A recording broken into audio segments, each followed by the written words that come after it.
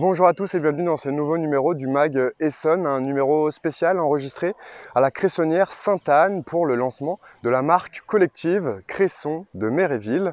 Le Cresson, l'Essonne, produit 28% de la production nationale. C'est une grande fierté pour le territoire, comme nous l'explique Stéphane Sinagoga, le sous-préfet d'Étampes.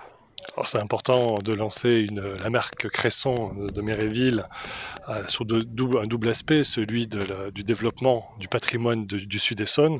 C'est une partie de l'Essonne qu'il faut dynamiser et qu'il faut accompagner, en tout cas pour les services de l'État, avec tous les pouvoirs publics, quelles que soient les collectivités, conseil régional, conseil départemental, les intercommunalités et les élus, pour mieux faire connaître le Sud. Et il a dans son patrimoine, pas que patrimoine de construction est remarquable, au-delà de ces châteaux, il a aussi du patrimoine immatériel, et notamment le cresson maintenant de Méréville, cresson de Fontaine, traditionnellement. Et c'est une belle histoire où les cressonniers sont venus nous raconter auprès des services de l'État pour essayer de les accompagner dans le développement de leur production et de leur mode de culture. Et c'est bien évidemment, quand on nous raconte de belles histoires, on a envie d'accompagner ces belles initiatives. Et c'est avec le PNR du Gâtinais, donc le parc naturel régional du Gâtinais, que l'on a travaillé avec l'intercommunalité de la communauté d'agglomération de l'Étamplois au sud-Essonne pour créer et en tout cas s'inscrire dans le temps pour avoir une reconnaissance, notamment au travers d'une IGP. C'est un processus très long et c'est un processus dont le préalable est la reconnaissance d'une marque. Et aujourd'hui, par cette réunion et cette manifestation, on vient lancer la création de cette marque du Cresson de Méréville et on en est ravis. Alors nous, on les aide, évidemment, toute la filière associative, la filière des producteurs et les communes et les intercommunalités qui accompagnent ces producteurs-là, on les aide financièrement, au travers de crédits de soutien, au travers d'un programme d'animation territoriale où on finance un chef de projet pour de l'ingénierie, notamment pour travailler sur la création de cette marque, Cresson de Méréville, et aussi sur l'obtention du label IGP.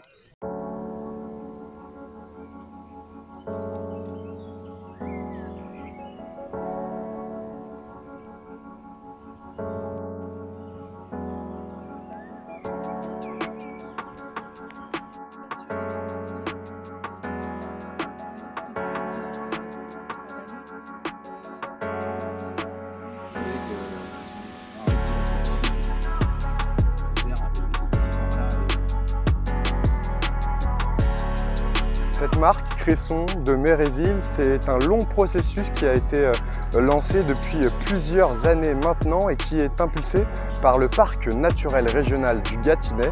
Son président fondateur, Jean-Jacques Boussingault, nous en dit plus. Alors, on a travaillé depuis longtemps, même avant la création du parc. On n'était encore que dans les balbutiements du parc naturel, mais on a obtenu, comme je l'ai dit dans mon discours, le label Cresson de Fontaine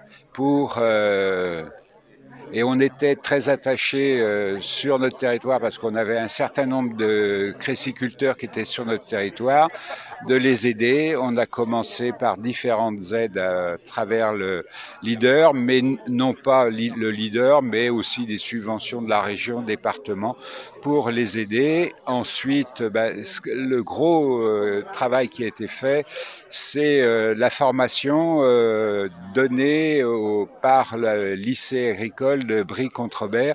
Et ça, c'est une chose très intéressante parce que les jeunes qui s'installent sortent de ce lycée, on les accompagne par des kits spécifiques pour éviter de prendre des financements assez lourds. On les met à disposition gratuitement et puis une fois qu'ils ont retapé leur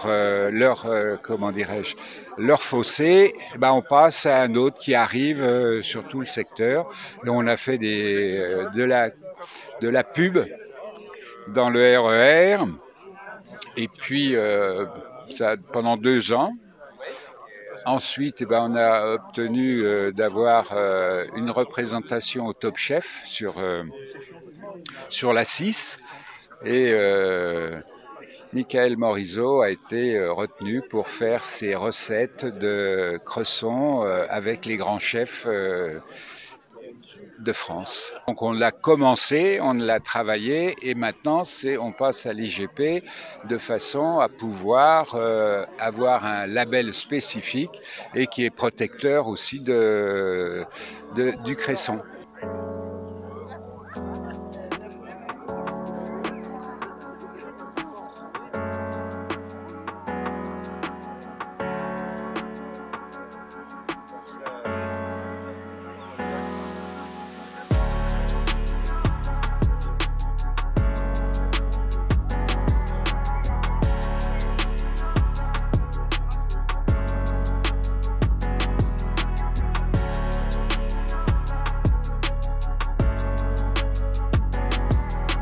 Et je l'ai dit en début d'émission, nous sommes dans un lieu particulier. Aujourd'hui, la cressonnière Sainte-Anne, c'est la première cressonnière en Essonne. Elle a été inaugurée en 1854.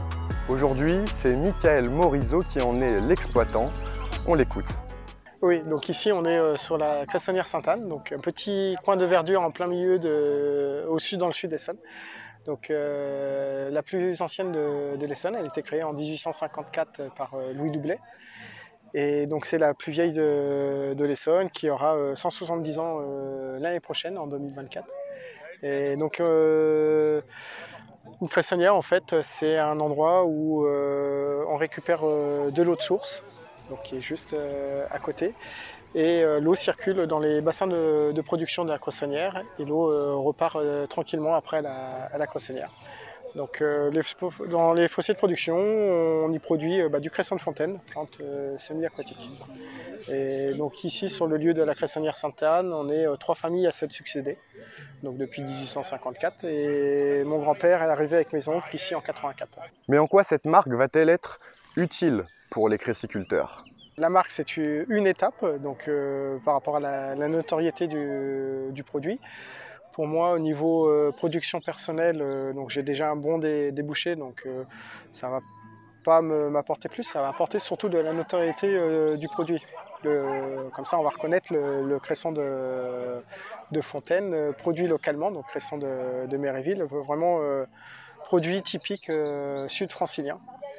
Et avec cette marque, on va avoir une reconnaissance au niveau de la région, pour les consommateurs, au niveau national aussi. On va avoir plus une visibilité pour le produit. Le cresson, on le connaît avant tout pour sa soupe, mais que peut-on en faire? Écoutez Michael Morizot.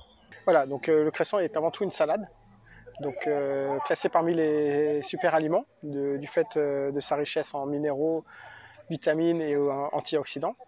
Et donc avant tout une salade, on peut en faire des pestos, on peut en faire des quiches, donc du pain au cresson, de la charcuterie au cresson, des apéritifs au cresson. Il y a des traiteurs qui en font aussi en glace. Ça surprend, une petite glace cresson granit, c'est un bon petit goût. Et on a aussi des cosmétiques à base de cresson, justement du fait de sa richesse. Et donc il y a toute une gamme à développer autour des bienfaits du cresson. Aujourd'hui, beaucoup d'élus locaux étaient présents, qu'ils soient sénateurs, députés, maires ou encore présidents d'agglomérations et conseillers départementaux. Un soutien qui touche évidemment la profession. Écoutez. Le soutien des élus et des institutions, c'est important parce qu'on est Sud-Essonne, pour l'instant on est 25 producteurs. On est vraiment une petite profession. Donc, qui nous demande beaucoup de temps et on a besoin justement du soutien des élus pour développer au maximum la communication, la transmission de notre métier qui est quand même un métier atypique. Et voilà, on a besoin de tout ce soutien. Donc, la cressiculture essonnienne a 170 ans et si on veut qu'elle perdure, il faut qu'on ait une reconnaissance. On n'est pas beaucoup dans le métier. Et pour montrer cette richesse, il faut absolument l'identifier. L'IGP, donc c'est une bonne marque pour une bonne reconnaissance au niveau national. Il faudra maintenant attendre environ 4 à 5 années pour obtenir cette fameuse IGP tant attendue par la profession ici dans le Sud Essonne. Nous, on se retrouve un autre jour pour un prochain numéro du Mag Essonne sur Radio Sensation. Vous pouvez réécouter cette émission en replay sur notre site internet, sur notre application et aussi sur notre chaîne YouTube Radio Sensation.